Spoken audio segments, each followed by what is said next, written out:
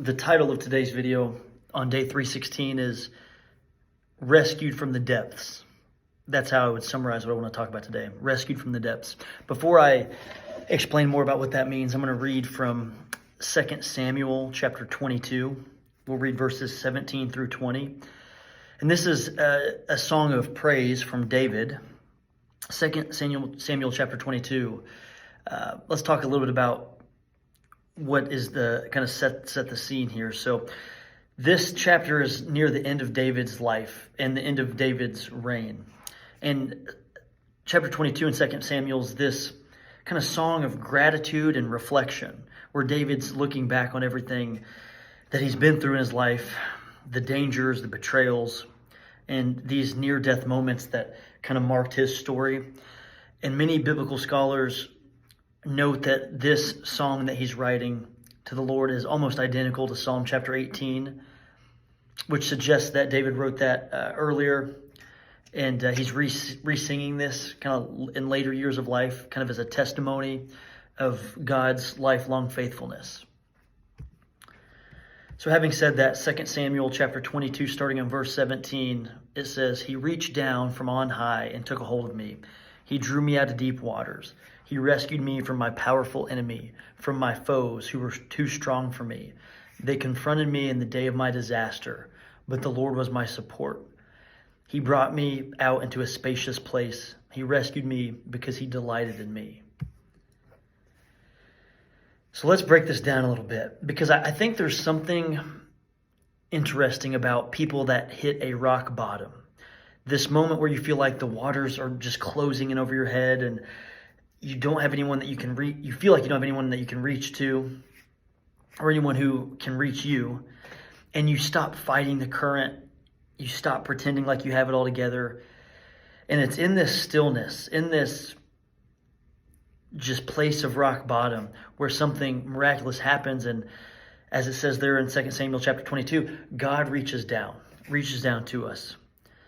And David sings this song, it's after his battles. Again, it's towards the end of his life. It's not before, but it's after he's been through all of these things, and he still finds God faithful.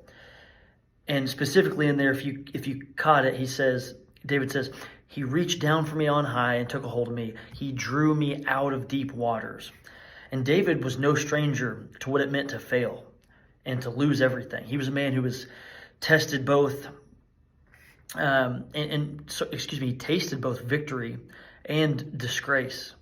But it was at that bottom where he couldn't do anything else, but it was God that did the reaching. And that's what grace looks like. It's not us climbing our way back to God, but it's God coming into our depths to bring us out. And when you and I hit rock bottom, and it's going to be a different time for all of us, but I think you truly only hit rock bottom one time. And when that happens, you finally realize that it's that rock that was beneath you that was truly Christ all along. It's like all this false support gives way, and the pride and the control and this self-reliance on us all kind of stripped away. And that's when you find that there was this one thing, this one foundation that's left, that doesn't move just when we think our world's moved. And that's where David's saying there, like, the Lord was my support. It wasn't David's own success. It wasn't David's own strength. It wasn't David's own plan, but it was the Lord. And then after the storm, like after the darkness, after the brokenness, David testifies, he says, quote, "He brought me into a spacious place." And that right there is the beauty of redemption. Like, God doesn't just pull us out, but he brings us into something new and something better, something eternal for our soul. And I think he rescues us because he truly delights in us. Not because we've earned it, but because he loves you and I way too much to leave us drowning. So that's kind of in summary today, is like God still reaches down for you and I, even thousands of years later. After David writes this, it's like he still reaches out, he still rescues, he still restores, and he still delights in you and I. So just remember, like today, and I've said this in many videos before, but rock bottom's not the end of the story.